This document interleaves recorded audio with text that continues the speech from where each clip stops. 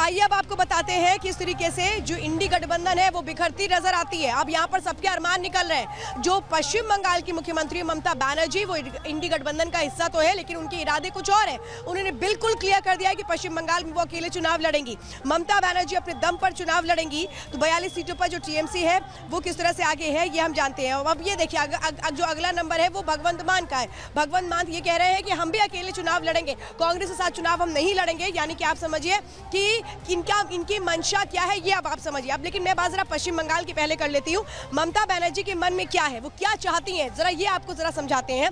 ममता चाहती हैं कि कांग्रेस का जो 5 सीटों का प्रभाव है वो अब उनके पार्टी में कन्वर्ट हो जाए, उनको उसका फायदा मिल जाए।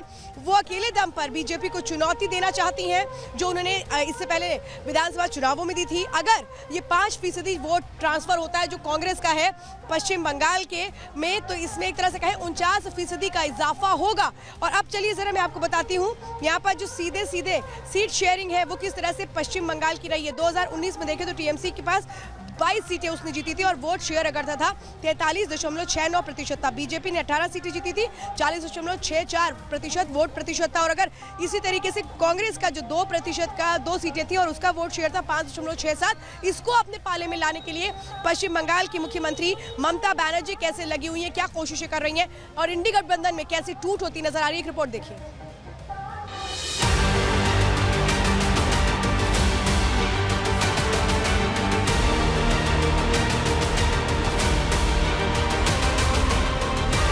তখন থেকে আমাদের দল সিদ্ধান্ত নিয়েছে আমরা বাংলায় একা চলবো। এই মিথ্যে কথা, অ্যাবসলিউটলি রং। মিথ্যেটা আমি বলবো না, বলতে অ্যাবসলিউটলি রং। ममता जी का पूरा बयान है हम बीजेपी को हराना चाहते हैं। उसी भावना के साथ हम पश्चिम बंगाल में प्रवेश कर रहे हैं। देश में पंजाब बनेगा हीरो। 2024 में लोकसभा चुनाव में आम आदमी पार्टी के पक्ष में 13-0। गठबंधन में खड़गे का नाम आगे करने वाली ममता दीदी के बदले तेवरों ने कांग्रेस के होश उड़ा दिए। राहुल के कदम पड़ने से पहले ही कह दिया कि बंगाल में समझौता भूल जाओ। আমার কোনো কথা হয়নি এবং আমি প্রস্তাব দিয়েছিলাম, ওরা প্রথম দিনই প্রত্যাখ্যান করেছে। তখন থেকে আমাদের দল সিদ্ধান্ত নিয়েছে আমরা বাংলায় একা চলবো। ইভেন ওরা যে আজ থেকে র্যালি করেছে আমাদের একবার অ্যাজ এ ম্যাটার অফ কার্সি আমি ইন্ডিয়ার অ্যালায়েন্স আমাকে একবার জানিয়েছে দিদি আপনার রাজ্যে যাচ্ছি, না জানায়নি। সুতরাং আমার সাথে কোনো সম্পর্ক নেই বাংলার ব্যাপারে। অল ইন্ডিয়ায় কী করবো না করবো আপনার ইলেকশন ভাববো। আমরা সেকুলার পার্টি, আমরা বিজেপিকে হারানোর জন্য যা করার হবে। কিন্তু এখন কোনো চর্চা নেই, মিথ্যে কথা, অ্যাবসলিউটলি রং। মিথ্যেটা আমি বলবো না, বলতে অ্যাবসলিউটলি রং। কোনো কাগজ এটাকে নিয়ে পলিটিক্স করতে। पश्चिम बंगाल की मुख्यमंत्री ममता बनर्जी का ये बयान इंडी गठबंधन और कांग्रेस दोनों के लिए एक बड़ा खतरा है। इससे कुछ इस तरह से समझिए, अगर कांग्रेस ममता बनर्जी की बात नहीं मानती है तो चुनाव से पहले ही गठबंधन टूट सकता है, जिससे कांग्रेस को बड़ा नुकसान होगा। अगर कांग्रेस ममता बनर्जी की बात मान लेती है तो कांग्रेस चुनाव से पहले ही कम से कम 2 सीट गंवा देगी। अधीर रंजन चौधरी की सीट भी छोड़नी पड़ेगी। पश्चिम बंगाल से कांग्रेस के 2 लोकसभा सांसद जीते हैं, जबकि कई सीट पर कांग्रेस दूसरे नंबर पर रही थी। सीट शेयरिंग से पहले कांग्रेस कह चुकी है कि वो बिना गठबंधन के ही आसानी से 5 सीट जीत जाएगी। वो ममता बनर्जी से ज्यादा सीटों की मांग कर रही है। कांग्रेस वाम दलों को सीट देने की भी पैरवी कर रही है, लेकिन ममता वाम दलों को तो छोड़ो, कांग्रेस को भी सीट नहीं देना चाहती। ममता बनर्जी के बयान के बाद कांग्रेस और पूरा इंडी गठबंधन बैकफुट पर आ गया। नेता बातचीत से मसले की हल की दुहाई देने लगे। ममता जी के बिना इंडिया गठबंधन की कल्पना नहीं कर सकता और हम उम्मीद करते हैं कि जो ममता जी ने कहा कि बीजेपी को हराना हमारा कर्तव्य है, हमारी प्रायोरिटी है, हमारी प्राथमिकता है, उसी भावना के साथ हम पश्चिम बंगाल में प्रवेश कर रहे हैं। हो सकता है वो बयान एक विशेष परिस्थिति में दिया गया हो, उस पर कार्रवाई होगी, उस पर चर्चा होगी और अगर कहीं कुछ अंतर्विरोध है तो उसको रिजॉल्व करने का नाम भी तो गठबंधन होता है ना। उनके लिए सीट शेयरिंग थोड़ा सा जो है कॉम्प्लिकेटेड रहेगा और जो भी छोटे मोटे उनके बीच में मनमुटाव हैं वो हल कर दिए जाएंगे। कांग्रेस और पूरी इंडी गठबंधन पश्चिम बंगाल से उठे सियासी भूचाल के नफा नुकसान को कैलकुलेट भी नहीं कर पाए थे, उसके पहले ही पंजाब से दे दनादन आफ्टर शॉक आने लगे। देश में पंजाब बनेगा हीरो। 2024 में लोकसभा चुनाव में आम आदमी पार्टी के पक्ष में 13-0।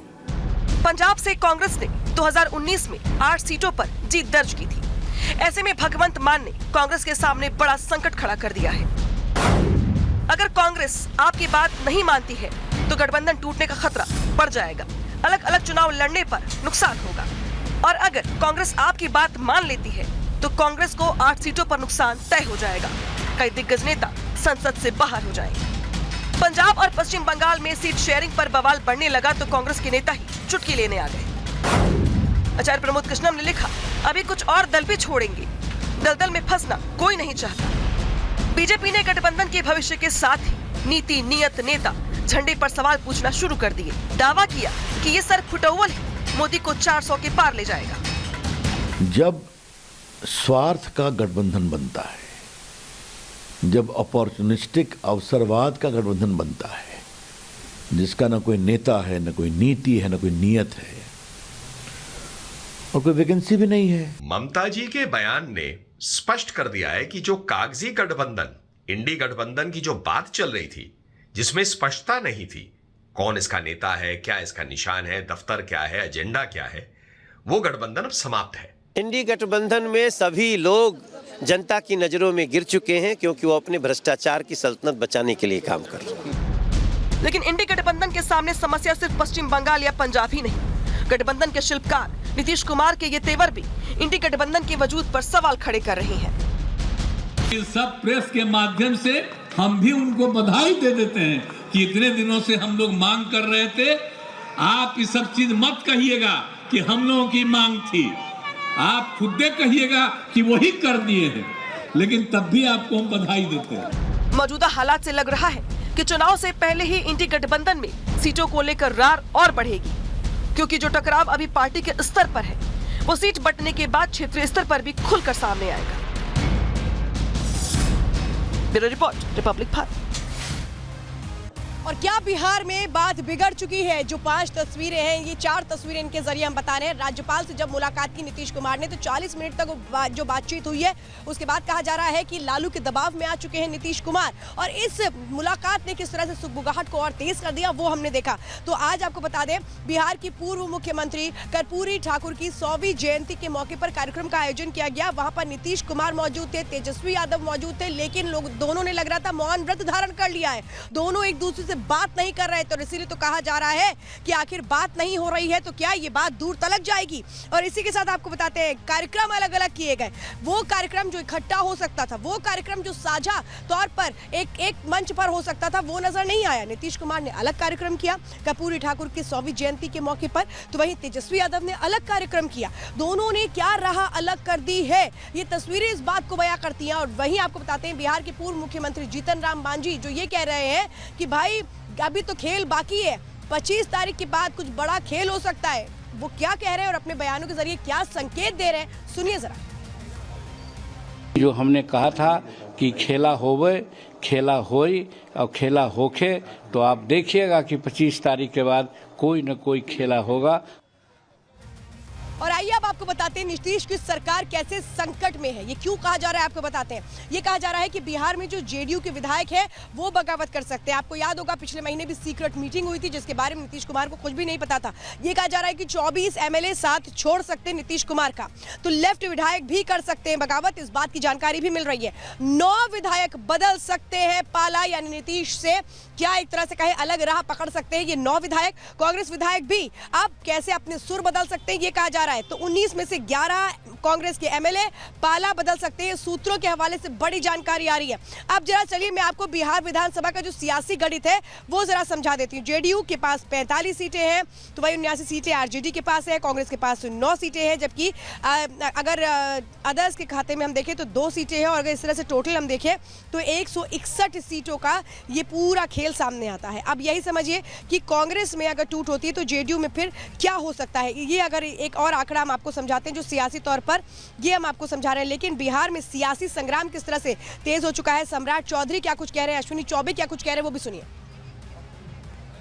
जननायक कर्पूरी ठाकुर जी कभी भी अपने परिवार को नहीं बढ़ाए, और एक ही बात जान लीजिए कि जननायक कर्पूरी ठाकुर जी से ही सीख करके हमने भी अपने किसी परिवार को आज तक नहीं बढ़ाया है। कि राजद के प्रभाव में जनता दल यू कुकृत करने का काम बिहार में कर रहा है, पूरी तरह दिखता है गुंडा राज स्थापित कर दिया। सवाल ही नहीं उठता है कोई समझौता। इंडी गठबंधन के सभी लोगों को 2024 के चुनाव में खाता नहीं खुलेगा। स्वाभाविक था, ये लोग एक दूसरे के जानी दुश्मन हैं और नकली चेहरा पहन करके जनता को छलने के लिए बार बार आते रहते हैं। इन्होंने इंडी ठगबंधन बनाया, ये गठबंधन है, ठगबंधन है, इसको तो टूटना ही है।